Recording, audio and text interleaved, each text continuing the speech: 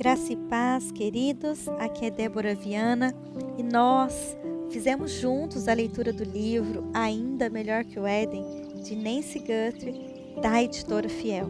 Hoje nós vamos para o último capítulo, o capítulo 9 desse livro que foi abençoador nas nossas vidas. Vamos ler?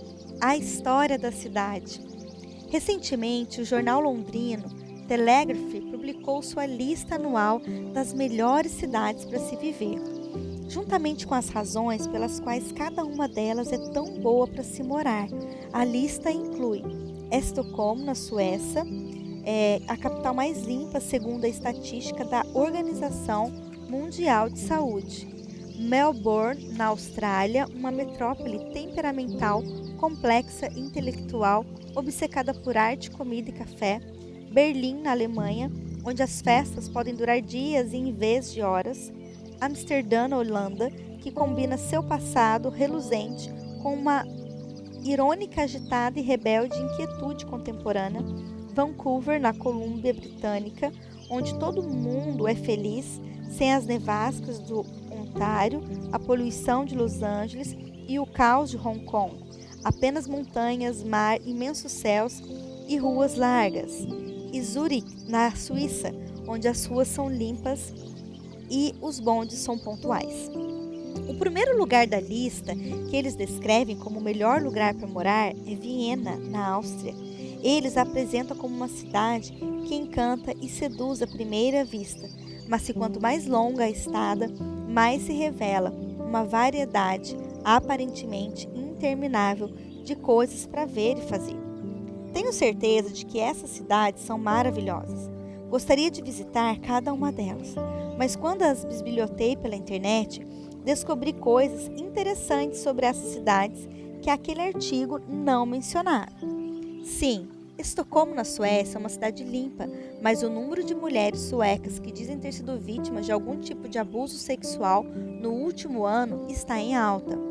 Sim, Melbourne, na Austrália, pode ser uma metrópole intelectual, mas o medo do terrorismo, especialmente de atentados com veículos, fez com que recentemente obstáculos de concreto fossem instalados em 9 espaços públicos principais.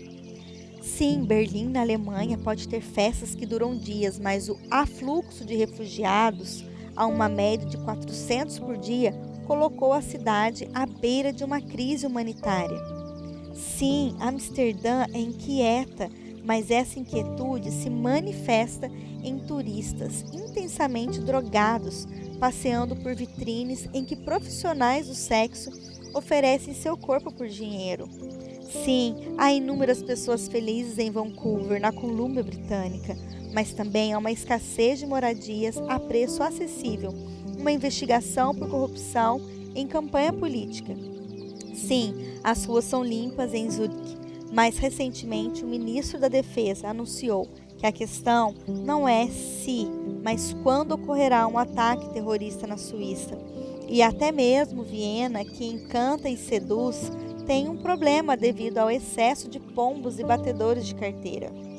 Por mais belas e convidativas, culturalmente ricas e economicamente vibrantes que sejam as maiores cidades do mundo, todas têm um ponto fraco desagradável.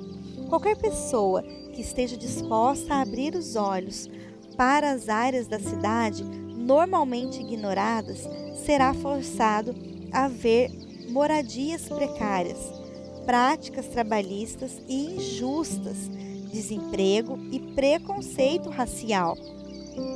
Qualquer pessoa que já olhou nos olhos de uma mãe cujo filho for morto pela violência das gangues, ou sentou-se com uma vítima de estupro num tribunal, ou ensinou numa sala de aula cujos alunos frequentemente chegam com fome, ou parou para conversar com um mendigo que é veterano da missão de resgate, nenhuma dessas pessoas precisa ser convencida de que nenhuma cidade faz jus à descrição da Secretaria de Turismo.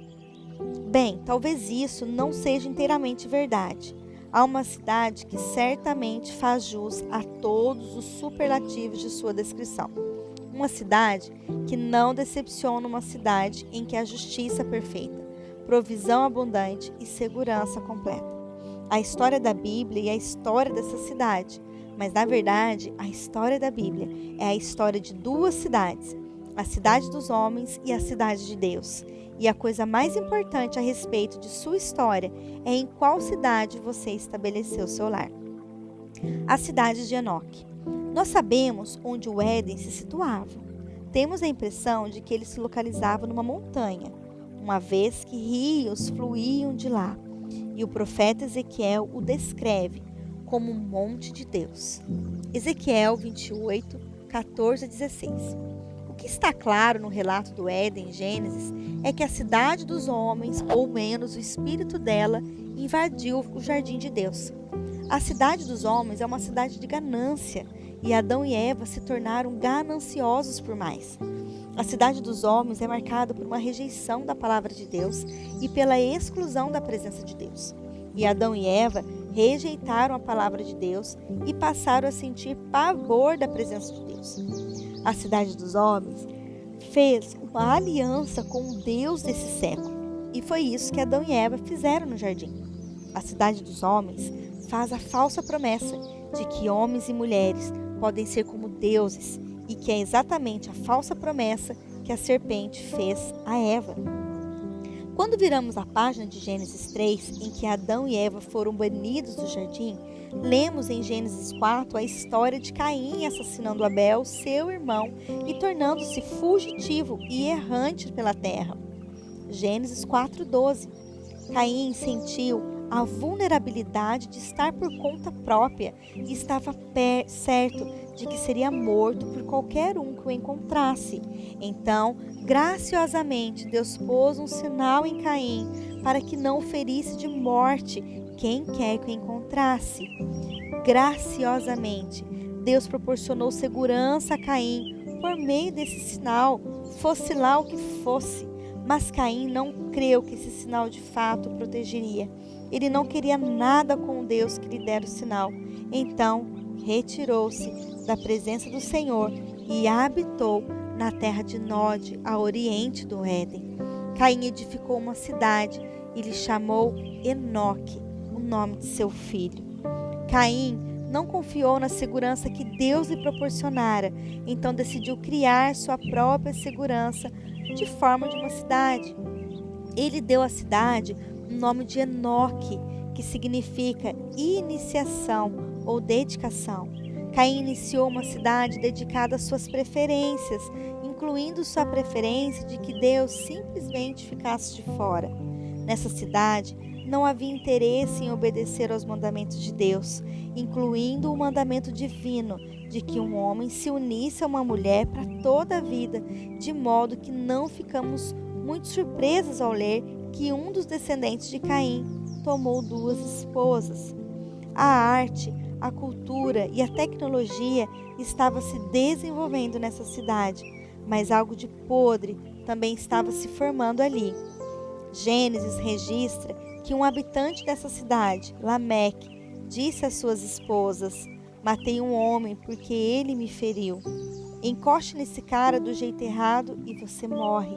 Obviamente, segurança duradoura não será achada nessa cidade de crescente violência. Em Gênesis 4, a cidade espiritual dos homens assume a forma de uma cidade física, mas antes do fim do capítulo, também testemunhamos a fundação da cidade espiritual de Deus. A cidade de Deus, desde o princípio até o presente, não é uma cidade física, mas espiritual. Lemos que Adão e Eva tiveram um filho chamado Sete e que daí se começou a invocar o nome do Senhor. Gênesis 4:26. Aí está a cidade espiritual de Deus, uma cidade que invoca o nome de Deus, em vez de deixá-lo de fora. Uma cidade edificada sobre a humildade e não sobre o orgulho. A dependência em vez da independência. Aqueles que residem nessa cidade reconhecem que a segurança e a significância de quem eles precisam pode vir somente a Deus. A cidade de Babel.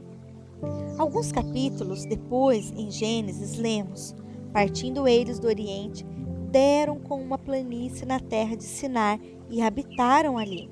Disseram: Vinde, edificaremos para nós uma cidade e uma torre cujo topo chegue até os céus, e tornaremos célebre o nosso nome, para que não sejamos espalhados por toda a terra. Gênesis 11, de 2 a 4. Deus sempre intentara que toda a terra fosse habitada por pessoas que refletissem sua glória e o invocassem como Senhor. Mas essas pessoas não estavam se espalhando, elas estavam se fixando em Sinar, esperando encontrar alguma segurança em números e significância em seu projeto comum. Em vez de darem glória a Deus, elas queriam criar suas próprias glórias, mas sua tentativa de criar um nome para si fracassou. Deus desceu e confundiu a linguagem dessas pessoas, de sorte que elas não mais puderam tramar contra ele.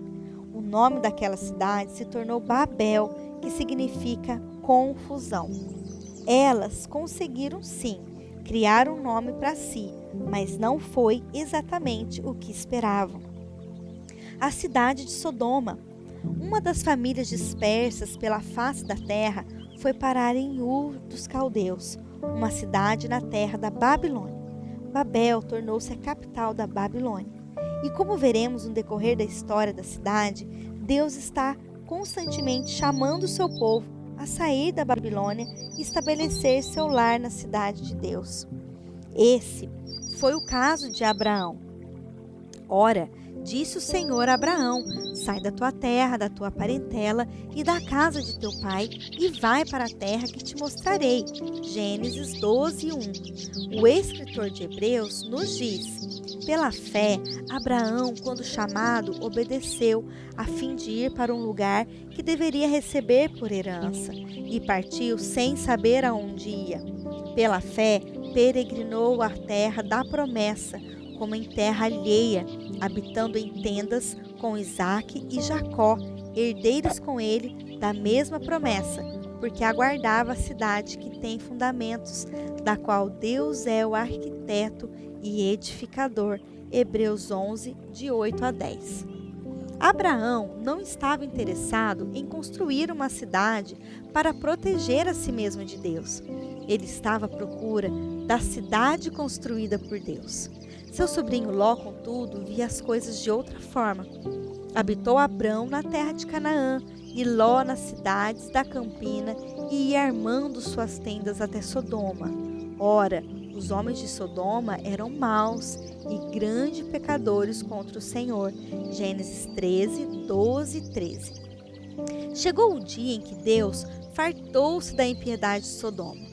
Um grande clamor de todas as vítimas de Sodoma, os pobres e necessitados. Suas vítimas de Sodoma e da violência sexual e da injustiça chegou até Deus. Ezequiel 16, 49. 2 anjos foram à cidade e os homens daquela cidade cercaram a casa. Os homens de Sodoma, tanto os moços como os velhos, sim, todo o povo de todos os lados. Gênesis 19, 4. Então, exigiram que os visitantes angélicos saíssem da casa de Ló para que pudessem extirpá-los. Ao amanhecer, apertaram os anjos com Ló, dizendo: levanta-te, toma tua mulher e tuas 2 filhas, que aqui se encontra, para que não pereças no castigo da cidade. Porém, lemos que Ló se deteve. Ló estava muito apegado a Sodoma. Em outras palavras, ele era como nós.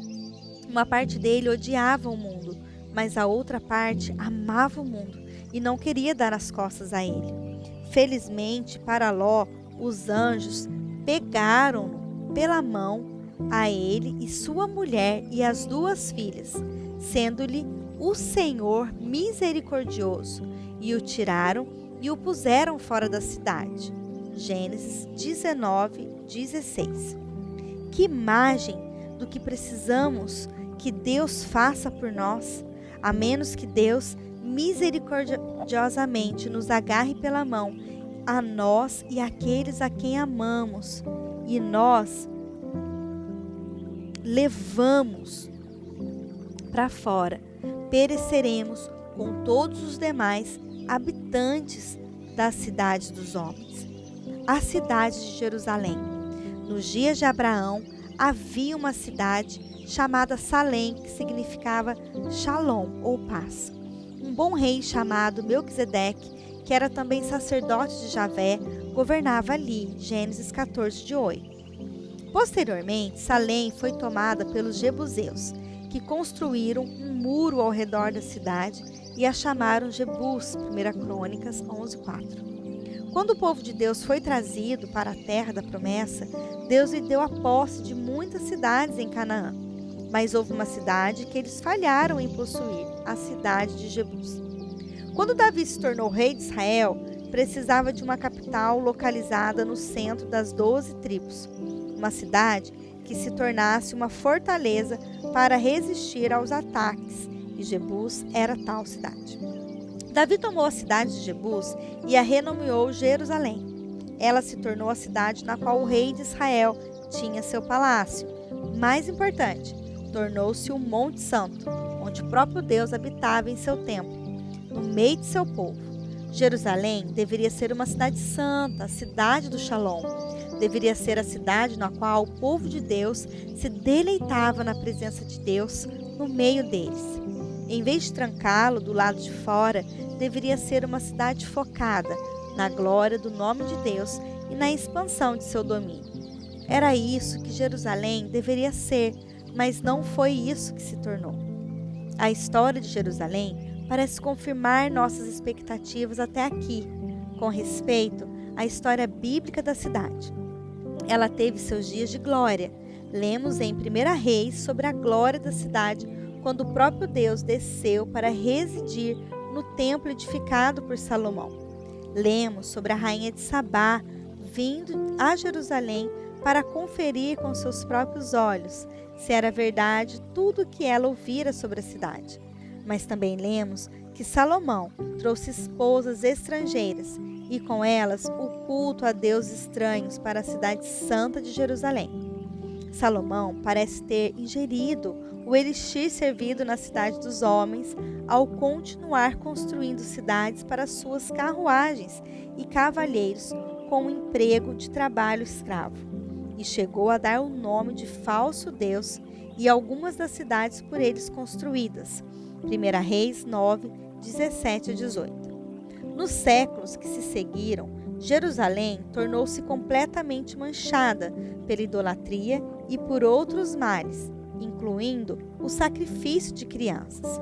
O profeta Isaías lamentou que Jerusalém se havia tornado em seus dias, escrevendo na abertura de seu livro: como se faz prostituta a cidade fiel, ela que estava cheia de justiça, nela habitava a retidão, mas agora homicidas. A tua prata se tornou em escórias, o teu licor se misturou com água. Os teus príncipes são rebeldes e companheiros de ladrões. Cada um deles ama o suborno e corre atrás de recompensas. Não defende o direito do órfão e não chega perante eles a causa das viúvas. Isaías 1, 21 a 23.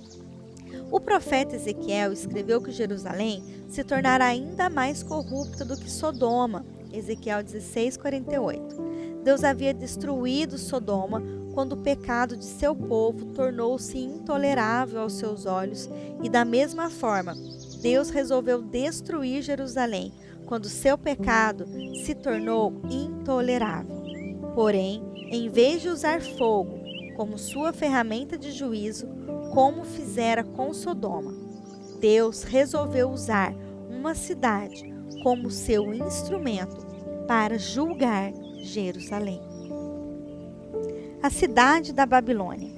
A cidade que Deus resolveu usar não era nada menos que a Babilônia. É claro que os babilônios e seu rei não sabiam que eram instrumentos na mão de um Deus soberano, sendo usados para purificar o povo de Deus. Quando os babilônios marcharam contra Jerusalém, estavam apenas fazendo o que é próprio aos que são da cidade dos homens, exercer poder e devorar tudo que encontra pelo caminho. Nabucodonosor arrastou para a Babilônia o rei de Jerusalém e toda a elite da cidade. Poucos anos depois, os exércitos babilônicos voltaram a Jerusalém pelos habitantes remanescentes. Jerusalém foi queimada e o templo destruído.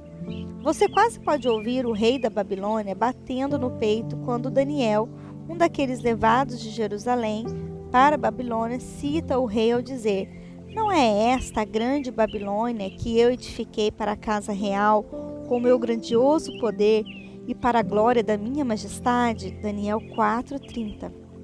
A Babilônia era e continua a ser, nas páginas das Escrituras, aquela arrogante, persistente, aborrecedora de Deus, narcisista e autoconfiante cidade dos homens. O profeta Jeremias escreveu aos exilados, bem no início do cativeiro babilônico, para corrigir os falsos profetas, os quais diziam que eles não passariam muito tempo ali. Jeremias disse aos exilados que eles passariam 70 anos ali e falou-lhes em nome de Deus, dizendo: "Edificai casas e habitai nelas, plantai pomares e comei o seu fruto, tomai esposas e gerai filhos e filhas, tomai esposas para vossos filhos e dai vossas filhas a maridos, para que tenham filhos e filhas. Multiplicai-vos aí e não vos diminuais. Procurai a paz da cidade para onde vos desterrei, e orai por ela ao Senhor, porque a sua paz vós tereis paz." Jeremias 29, de 5 a 7. Eles passariam algum tempo ali. Então, enquanto morassem na cidade dos homens, deveriam viver vidas que mergulhassem na palavra de Deus, e não na palavra dos falsos profetas que haviam entre eles, tampouco na destruição da Babilônia. Dessa forma, eles estariam edificando a alternativa cidade espiritual de Deus no meio da cidade dos homens. Eles seriam, como Jesus disse séculos depois, sal e luz, uma cidade edificada sobre um monte. O povo de Deus, em meio à cidade dos homens, não é chamado para se isolar, mas para se distinguir dos demais habitantes. Eles também deveriam viver na expectativa de serem libertos da Babilônia. Deus tinha para eles um futuro além do rio Quebar, além da vida na periferia de uma cidade pagã.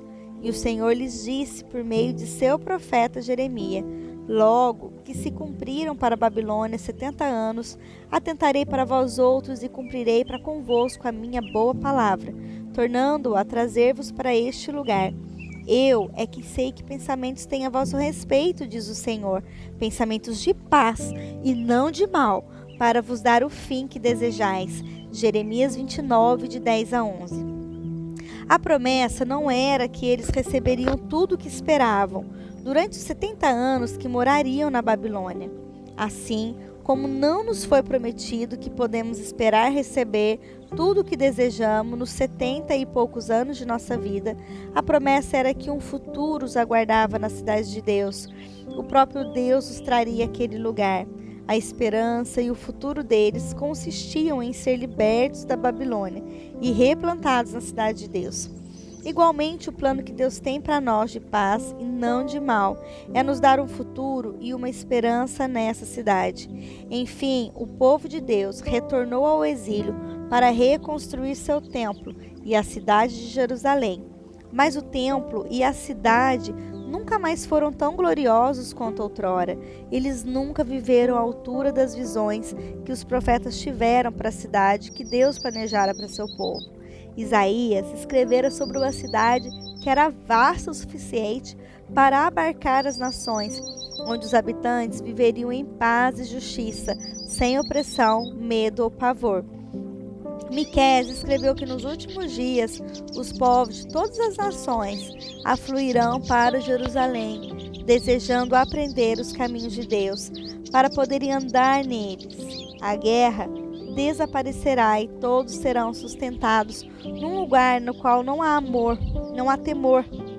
Zacarias escreveu sobre um dia vindouro no qual Sião será um lugar cheio de paz e segurança, a tal ponto que velhos e meninos poderão sentar-se ao brincar em suas ruas. Ele escreveu que pessoas de muitas cidades farão daquela cidade sua morada, desfrutarão o favor de Deus e experimentarão sua presença. Zacarias 8, de 1 a 8 e 20, 23. Ezequiel escreveu: o nome da cidade desde aquele dia será O Senhor está ali. As promessas dos profetas e o cântico do salmista sobre a cidade de Deus mantiveram o povo de Deus esperando e anelando pelo dia em que o Rei Divino viria até a cidade de Deus e a transformaria em tudo aquilo que ele estava destinado a ser. Jerusalém destruída. Por fim, chegou o dia em que o Rei Divino, de fato, chegou à cidade de Deus. Os leitores do Evangelho de Lucas sentam o drama de sua chegada. Em Lucas 9:51, lemos que Jesus manifestou no semblante a intrépida resolução de ir para Jerusalém. No capítulo 13, lemos: passava Jesus por cidades e aldeias, ensinando e caminhando para Jerusalém. Enquanto seguia seu caminho, alguns fariseus vieram dizer-lhe que ele não deveria ir a Jerusalém, pois Herodes queria matá-lo. Jesus respondeu ao aviso: importa contudo caminhar hoje, amanhã e depois, porque não se espera que um profeta morra fora de Jerusalém. Versículo 33. Você percebe a ironia? Enquanto Jerusalém deveria ter sido uma cidade que continuamente amava e ouvia a palavra de Deus por meio dos profetas de Deus, sua triste história incluía a rejeição e até o assassinato de muitos dos profetas de Deus. O maior de todos os profetas, aquele que não apenas fala a palavra de Deus, mas que também é a palavra de Deus encarnada, estava se preparando para entrar em Jerusalém. E desde que Jesus manifestara no semblante a intrépida resolução de ir para Jerusalém, e ir para Jerusalém sempre significou ir para morrer lá. A segunda parte de sua resposta não era de toda irônica, era cheia de lamentos sobre o que poderia ter sido diferente. O coração de Jesus estava partido por Jerusalém rejeitar a graça de Deus. Jerusalém, Jerusalém, que matas os profetas e apedrejas os que te foram enviados, lamentou: quantas vezes quis eu reunir teus filhos, como a galinha juntos do seu próprio ninho debaixo das asas, e vós não os quisestes. Pouco tempo depois, enquanto Jesus cavalgava num jumentinho pela cidade de Betfagé e Betânia, o povo estendia suas vestes e o bendizia como o rei que vinha em nome do Senhor. Mas quando ele se aproximou de Jerusalém e viu a cidade, Lucas escreve que ele chorou sobre ela. Na verdade, a palavra usada para chorar não significa o que costumamos pensar sobre o choro, um discreto enxugar dos olhos, enquanto as lágrimas descem pelo rosto. A palavra usada por Lucas está mais próxima do que descreveríamos como um pranto, como vemos na televisão em filmagens de funerais no Oriente Médio. Jesus pranteou com grande tristeza pela iminente destruição daquela cidade tão central para a obra de Deus ao mundo. Ele lamentou: ah, se conheceras por ti mesma, ainda hoje, o que é devido à paz, mas isso está agora oculto aos teus olhos. Pois sobre ti virão dias em que os teus inimigos te cercarão de trincheiras, e por todos os lados te apertarão o cerco, e te arrasarão, e aos teus filhos dentro de ti não deixarão em ti pedra sobre pedra, porque não reconheceste a oportunidade de tua visitação. Jesus foi claro nessas passagens sobre por que o julgamento era iminente. A rejeição da palavra de Deus e a rejeição do Filho de Deus, quando os exércitos romanos de Tito chegaram em 70 depois de Cristo, não era simplesmente o resultado dos caprichos imperialistas da potência mundial do momento. Os exércitos de Tito eram instrumentos usados por Deus para julgar sua cidade amada. A causa do juízo era a indisposição da cidade para ser reunida sob a segurança proporcionada por Deus, uma cegueira e uma rejeição à realidade da presença de Deus no meio dela durante a oportunidade da sua visitação. A cidade terrena de Jerusalém foi rejeitada por Deus por causa de sua rejeição de Jesus. Jesus se preparou para entrar em Jerusalém num jumento, o que significava que o Rei Divino estava finalmente chegando à cidade de Deus. Os portões deveriam estar escancarados para ele. Os sacerdotes deveriam ter-lhe aberto o caminho. Herodes deveria ter saído de seu palácio para se prostrar diante do rei verdadeiro. Em vez disso, Jerusalém crucificou seu rei fora dos portões da cidade, preocupada com a pureza ritual, mas não com a pureza genuína. Jerusalém não queria ter a presença de um cadáver dentro da sua santa cidade. Obviamente, Jerusalém não era santa. Em seu abuso de poder, sua determinação de manter Deus do lado de fora, sua idolatria ao templo e da lei e sua confusão, Jerusalém se tornara a Babilônia. Foi fora da cidade que o puro Filho de Deus tomou sobre si a corrupção, a opressão, a auto-obsessão e a rejeição a Deus por parte da cidade dos homens. Jesus tomou sobre si o julgamento merecido por aqueles que passaram a amar a cidade dos homens, a fim de que um dia todos os que desejaram fugir daquela cidade para a pessoa de Cristo sejam convidados a estabelecer seu lar eterno na cidade de Deus. 40 dias após Jesus ressuscitar dentre os mortos, o Jesus ressurreto ascendeu ao céu. 10 dias depois, a construção da cidade de Deus movia-se a todo vapor. O Espírito Santo desceu e reverteu a maldição da antiga cidade de Babel. Pessoas de todas as nações debaixo do céu, Atos 2:5, estavam em Jerusalém reunidas para festas de Pentecostes. Uma coisa, porém, as dividia, a linguagem, mas subitamente o Espírito de Deus desceu e os apóstolos começaram a falar com línguas de fogo, de modo que todos ouviram o Evangelho em sua própria língua. Da cidade de Jerusalém, o Evangelho começou a se espalhar por toda a Judéia, Samaria e até os confins da terra. Quando lemos a história em Atos, vemos repetidamente a palavra de Deus se espalhar, e onde quer que ela chegasse, vivificava as pessoas aonde quer que ela chegasse. As pessoas começavam a invocar o nome do Senhor. E do modo como Jesus dissera, logo veio o dia em que a cidade terrena de Jerusalém foi completamente destruída. Seu lugar especial nos propósitos de Deus chegou ao fim. A despeito do que muitas teologias cristãs modernas defendem acerca de um futuro lugar para a cidade terrena de Jerusalém na consumação da história humana, uma vez que Jerusalém rejeitou a Cristo. Vemos na Bíblia uma decisiva guinada da Jerusalém terrena para a nova Jerusalém celestial. Na verdade, não temos aqui cidade permanente, mas buscamos a que há de vir, diz o escritor de Hebreus, em Hebreus 13:14. Mas tendes chegado ao Monte Sião e à cidade do Deus vivo, a Jerusalém celestial. Mas a Jerusalém lá de cima é livre, a qual é nossa mãe, diz Paulo em Gálatas 4:26. Ó, minha amiga, essa é a cidade na qual queremos morar, a cidade que há de vir. Essa é a cidade na qual queremos fincar nossas raízes. Queremos ancorar todas as nossas esperanças nessa cidade. Essa é a cidade, a única cidade que durará para sempre. Babilônia destruída. Nos capítulos finais da Bíblia, fica mais claro do que nunca que a Bíblia é a história de duas cidades. Nesses capítulos finais, testemunhamos a destruição final da Babilônia, a cidade dos homens, assim como a tão esperada entrada do povo de Deus na verdadeira e permanente cidade de Deus, a Nova Jerusalém.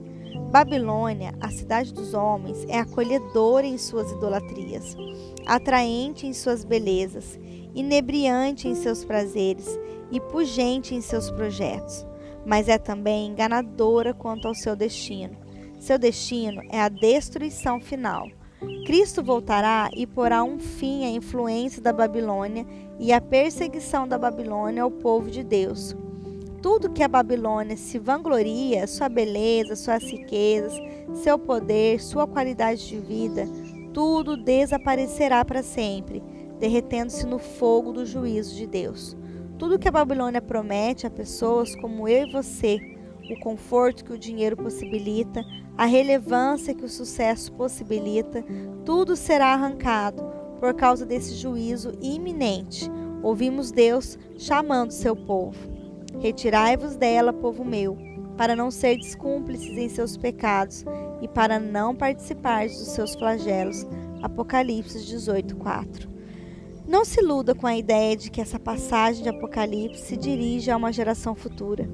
Esse é o chamado de Deus a você e a mim, agora mesmo. Hoje, por enquanto, vivemos na Babilônia, a cidade dos homens, mas precisamos viver aqui com nossas malas arrumadas e nosso coração pronto para sair dela e viver para sempre na cidade de Deus. Quando ouvirmos nosso verdadeiro Rei nos chamar, somos chamados a viver na tensão de estar no mundo, sem ser do mundo. Você sente essa tensão? Como estrangeiras e exiladas, aspiramos a uma pátria superior, isto é, celestial. Por isso, Deus não se envergonha de nós, de ser chamado o nosso Deus, porquanto nos preparou uma cidade. A história da cidade, que se desenrola de Gênesis a Apocalipse, nos convida a colocar nosso coração na cidade de Deus, a fincar nele nossas raízes, a investir nela nossa vida e a encontrar nela nosso lar, na Nova Jerusalém, que permanecerá para sempre. A Nova Jerusalém. Um anjo deu ao apóstolo João uma prévia dessa cidade. Ele viu a cidade santa, a Nova Jerusalém, que descia do céu da parte de Deus, em Apocalipse 21:2. Nós não retornaremos ao jardim. Em vez disso, estamos rumando para uma cidade-jardim. Deus se apropriou juntamente daquilo que fora criado com o propósito de excluí-lo. A cidade e a está transformando num lar para seu povo, um lar ainda melhor que o Éden. Em vez de gananciosos por mais, como foram Adão e Eva, todos que viveram nessa cidade estarão plenamente satisfeitos. Em vez de temermos a presença de Deus como Caim temeu, teremos prazer nela. Em vez de conspirarem para afrontar e desobedecer como fizeram os habitantes de Babel, os habitantes da Nova Jerusalém conspirarão sobre como glorificar a Deus e gozá-lo para sempre. Essa cidade não será o resultado de esforços humanos, será a cidade na qual Abraão pôs seu coração. A cidade com fundamentos, cujo arquiteto e edificador é Deus. Seus muros e fundações terão o nome das 12 tribos e os dos 12 apóstolos. Em outras palavras, essa cidade será edificada sobre as promessas do Evangelho feitas aos patriarcas e sobre o Evangelho proclamado pelos apóstolos.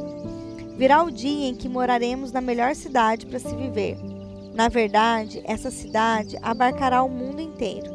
A Tohu e a Bohu estará gloriosa e completamente preenchida com vida radiante e rico relacionamento. Ela ultrapassará toda e qualquer cidade atualmente encontrada em qualquer lista das melhores cidades para se viver. Será a cidade mais limpa, na qual alguém jamais morou. Coisa contaminada jamais entrará nela. Nela servirão a melhor comida e o melhor vinho que alguém já provou. Um banquete de carnes suculentas e vinhos envelhecidos. Em vez de festas que duram dias, a celebração nunca terá fim. Ela não terá apenas um passado reluzente, mas brilhará com a glória de Deus pela eternidade futura. Ela não apenas será sem nevascas, sem poluição e sem caos. Ela será sem lágrimas, sem morte, sem noite. Suas ruas não serão apenas limpas, elas serão de ouro. Nessa cidade eterna, desfrutaremos uma aparentemente infindável riqueza de coisas para fazer e infindáveis relações das belezas e perfeições de Deus. Essa será a cidade sobre a qual os salmistas cantaram. Com efeito, veja o que Salmo 87 tem a dizer sobre quem habitará esta cidade. É de fato muito surpreendente. Fundada por ele sobre os montes santos, o Senhor ama as portas de Sião mais do que as habitações todas de Jacó. Gloriosas coisas se tem dito de ti, ó cidade de Deus. Dentre os que me conhecem, farei menção de Raabe da Babilônia. Eis a Filístia e Tiro com Etiópia, lá nasceram. E com respeito a Sião se dirá: este e aqueles nasceram nela, e o próprio Altíssimo a estabelecerá. O Senhor, ao registrar os povos, dirá: este nasceu lá. O salmista está cantando que a cidade de Deus será habitada por pessoas fisicamente nascidas da cidade dos homens, mas que nasceram espiritualmente na cidade de Deus. Pessoas de Raabe, que é uma referência ao Egito e significa arrogante em hebraico, adentrarão a cidade de Deus em humildade. Pessoas da Babilônia, a cidade da confusão, terão clareza sobre quem Jesus é. Pessoas da belicosa Filístia desfrutarão a paz com Deus. Pessoas da cobiçosa cidade de Tito encontrarão suas satisfações em Deus. Pessoas da remota e espiritualmente ignorante nação da Etiópia ouvirão as boas novas e correrão em direção a essa cidade, para nela estabelecerem seu lar. Dir-se-á de todos cujos nomes foram registrados pelo próprio Deus antes da fundação do mundo: este nasceu aqui. Aproxima-se o dia em que todos os que se apegaram a Cristo entrarão pelos portais feitos de pérola. Não importará se você nasceu na cidade do Kansas, Toronto, Jakarta, Hong Kong, Moscou, Nairobi, Bogotá ou Sydney. Você terá chegado ao seu exílio na Babilônia para estabelecer sua morada na Nova Jerusalém. Aqueles que estiveram esperando no portão procurarão seu nome no livro da vida do Cordeiro, e ao encontrarem seu nome no livro, apontarão para você e dirão: esta nasceu aqui. Então olharão em seus olhos e dirão com um sentimento comum de alívio e alegria: bem-vindo ao lar. Isso não a faz querer cantar? Ó filhas de Sião, honrai o Rei dos Reis, louvor em alta voz cantai, louvor em alta voz cantai. Em breve aos céus ireis, em breve aos céus ireis. Sião é a nossa santa e gloriosa cidade, também perene morada dos salvos em Cristo Jesus. Erguei-vos, ó cristãos, marchando sem cessar, até herdardes lá no além, até herdardes lá no além. Sim, o eterno lar, Sião, o eterno lar. Sião é a nossa santa e gloriosa cidade, também perene morada dos salvos em Cristo Jesus.